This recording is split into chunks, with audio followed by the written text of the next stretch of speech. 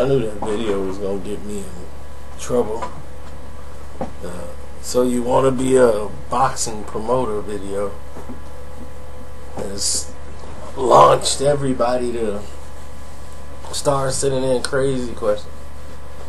Now everybody wants to know, how do I get paid as a boxer? Okay, here we go. Alright. Let's say you're an amateur boxer and you're ready to go pro. Okay? And you're looking for an option.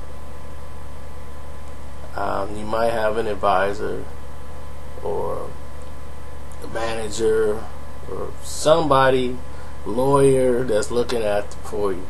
What are you looking for? Okay? And that's mostly up to the promoter, but it's a difficult situation because it's hard for me to evaluate how good you really are. Translation meaning that I don't know where your skill level is. Meaning that, let's just say you are had a decent amateur career, but no one's really looking for you to sign.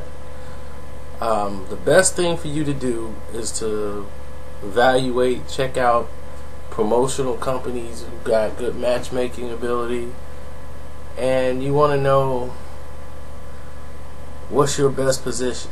You know, for example, getting on undercards of big events or some televised events, even locally.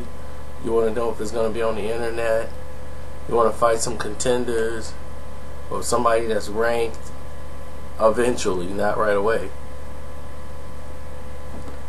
And you want to look at exercising some options. Okay? With your situation. And then we'll get to the money, but mostly it's all about contracts first. So before you start getting into the money thing, you want to make sure you're protected as the fighter and your trainer. See, the fighter has to protect their trainer, because if you don't protect your trainer, you have an unhappy trainer, you're going to be an unhappy fighter. That's just bottom line. And if your trainer and promoter don't get along and they don't like each other, there's a problem there, then yes, there's going to be a very bad situation that's going to arise between the two. And the promoter be like, look, I'm going to put you with this trainer because this trainer here doesn't want to work, or your trainer's not getting paid, he's been over for 3-4 fights. It happens. But you want to make sure you have voids in the contract. And what voids are, that's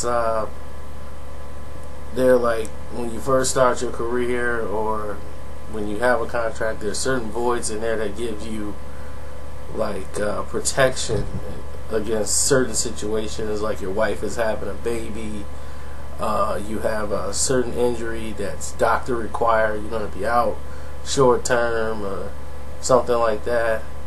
You know, these type of things will be negotiated on your part, but now comes like the money. Okay, when you're first starting out as a fighter, your fight expenses basically come out of your purse. That's it.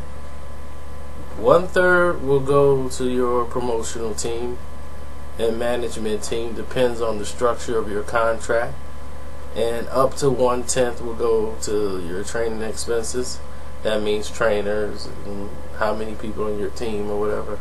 But it all depends on basically you. That's why you have to negotiate your contract. And some clubs or like advisors or managers will let you take 90% of the money in the beginning because you're making little money. So they're going to give you a chance to expand, to see where you're going to go. So in the beginning, they make nothing off of you. They're taking the risk with the hope of the investment on their return. ROI, baby. So I hope this was some good information for you. Maybe down the road we can go into some more things, but this thing fluctuates. Everything is different. You can't judge one person's contract and look at another person's. There are always little exercise clauses in these deals that would drive somebody nuts. Somebody can have an incentive-based contract. It all depends on negotiation, your advisors, and pretty much just that. But that's the basis of it. And yes, some managers can take money off the top, and off the top do mean before taxes. So make sure you look for that too. Peace.